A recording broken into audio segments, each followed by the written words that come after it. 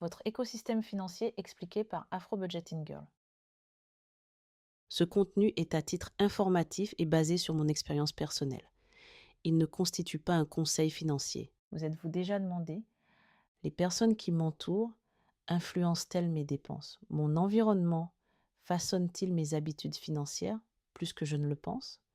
Est-ce que je tire pleinement parti de ma situation actuelle ou est-ce qu'elle m'épuise discrètement? Est-ce que je tire parti de mon environnement ou est-ce que je me contente d'y survivre? La plupart des gens considèrent leurs finances sous un angle très restreint: revenus, dépenses, épargne. Mais votre comportement financier n'existe pas de manière isolée. Il est façonné par ce que j'appelle votre écosystème financier. Votre écosystème financier désigne tout ce qui, autour de vous, influence structurellement vos décisions financières, à court et à long terme, que vous l'ayez choisi consciemment ou simplement hérité.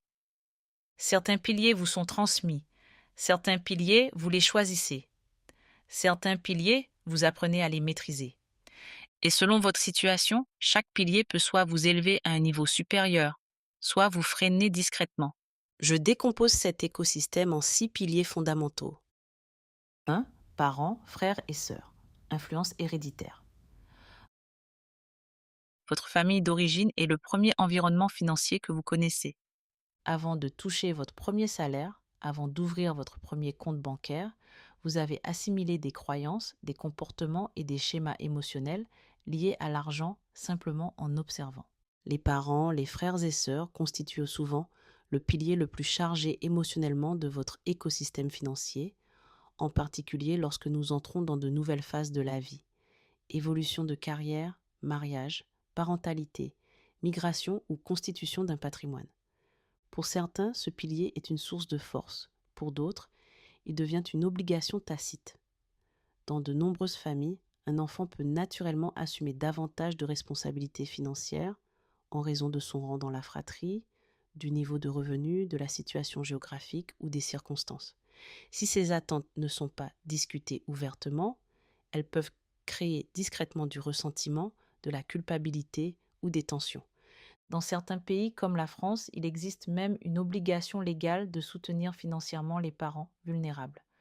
Dans d'autres, cette attente est purement culturelle, mais tout aussi forte.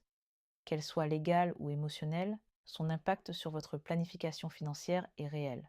Ce pilier peut constituer un avantage incroyable. Éducation financière, aide pour les frais de scolarité, mentorat et accompagnement, aide à la garde d'enfants, héritage et transfert d'actifs, stabilité émotionnelle vis-à-vis de l'argent.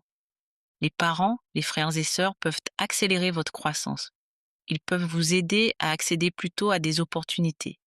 Ils peuvent multiplier vos capacités. Mais la proximité amplifie également la pression. Ce pilier peut également créer des tensions. Attentes en matière d'aide financière d'urgence, des habitudes financières non résolues transmises inconsciemment, dynamique des dépendances, culpabilité émotionnelle ou financière. Connaissances financières limitées au sein du système familial, hypothèse tacite sur qui devrait aider. En raison du lien émotionnel, c'est souvent le pilier le plus difficile à évaluer objectivement. La question clé n'est pas de savoir si ce pilier est bon ou mauvais. La vraie question est, avez-vous calculé ce que cela vous coûte ou ce que cela vous rapporte? Avez-vous quantifié le soutien financier que vous apportez, le soutien non financier que vous recevez? Quel sera l'impact à long terme sur votre stratégie d'épargne, d'investissement et de protection de votre patrimoine? Lorsque vous ne calculez pas, vous réagissez émotionnellement. Lorsque vous calculez, vous planifiez stratégiquement. Bon nombre de ces dynamiques trouvent leur origine dans l'éducation et le conditionnement social. La clarté change votre façon de planifier. Et planifier avec clarté est le fondement d'une budgétisation fondée sur des valeurs. Aligner les décisions financières sur les intentions plutôt que sur les réactions émotionnelles. 2. Famille et personnes à charge. Votre stratégie nucléaire. Ce pilier fait référence à votre famille nucléaire, c'est-à-dire votre partenaire et vos enfants. Mais avant de parler de partenariat, avant de parler d'éducation des enfants, avant de parler de factures partagées et de rêves partagés, Nous devons parler de vous, partenaire ou non, enfant ou non. La première personne dans laquelle vous devriez investir, c'est vous-même. parce que la protection commence par vous. Si vos revenus cessent, que se passe-t-il? Si votre santé change, que se passe-t-il? Si votre relation change, que se passe-t-il? Trop de personnes, et en particulier les femmes, s'investissent dans leur foyer avant d'avoir assuré leur propre stabilité financière. Elles apportent leur contribution sur le plan émotionnel, domestique et financier sans comprendre pleinement leur capacité de gain, leur exposition au risque et leur indépendance à long terme. Comme je l'explique dans mon webinaire et dans plusieurs articles, l'autonomisation financière commence par une bonne compréhension de vos propres chiffres. Déterminez d'abord votre capacité financière.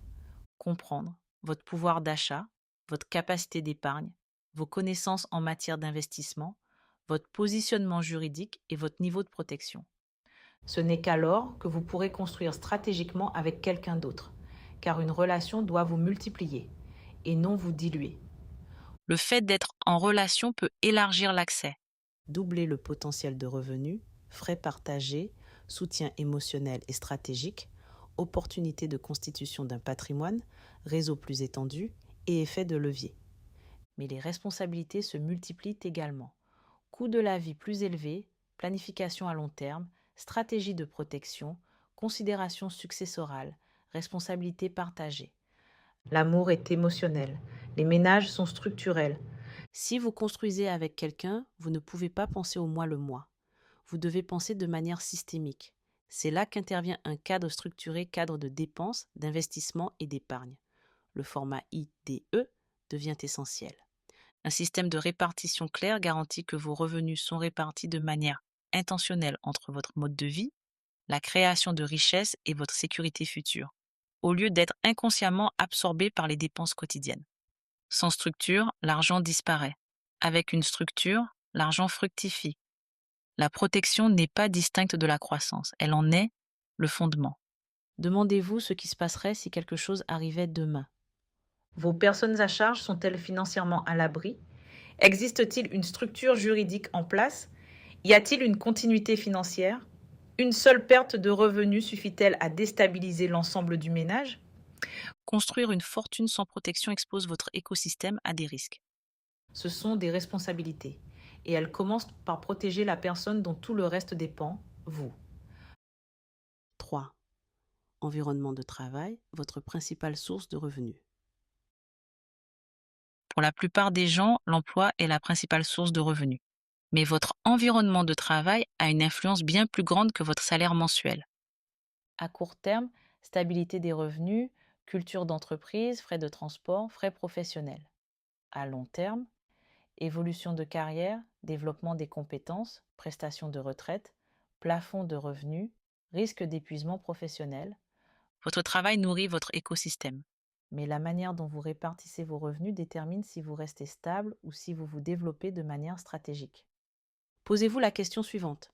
Votre travail vous aide-t-il à passer au niveau supérieur ou vous limite-t-il discrètement? 4.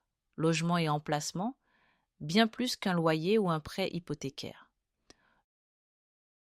Le logement est souvent considéré comme une dépense fixe, mais il s'agit en réalité d'un élément beaucoup plus stratégique. Il comprend temps et coût du trajet, domicile-travail, sécurité, qualité du quartier, accès aux soins de santé, installation scolaire, transport public, accessibilité alimentaire, fiscalité locale et frais de services immobiliers. Vous pourriez réduire votre loyer, mais augmenter votre stress, vos frais de transport et votre perte de temps. Était-ce vraiment moins cher? Les décisions en matière de logement ont une incidence sur votre bien-être, votre productivité, votre énergie, votre potentiel de richesse à long terme. Lorsqu'il est aligné de manière intentionnelle, le logement s'inscrit dans votre stratégie financière, axée sur les objectifs. Les chiffres hors contexte mènent à des conclusions erronées. C'est pourquoi un budget réfléchi doit tenir compte de l'environnement et pas seulement des feuilles de calcul. 5. Normes sociales et culturelles. La pression invisible des dépenses. Ce pilier est subtil mais puissant. Les normes sociales façonnent Comment partager l'addition au restaurant, contribution à un mariage, assistance funéraire, célébration religieuse, attentes en matière de voyage et les traditions d'accueil. Ces normes peuvent enrichir votre vie. elles peuvent également peser discrètement sur votre budget. Mais ces comportements sont rarement aléatoires. Ils trouvent leur origine dans la psychologie culturelle qui sous-tend le comportement vis-à-vis de l'argent. Attentes héritées, identité collective et validation sociale. Il est essentiel de comprendre cette dimension. Lorsque vous examinez comment l'éducation influence les habitudes de consommation, vous prenez conscience du fait que vos choix financiers sont alignés sur vos valeurs ou motivés par des pressions externes. 6.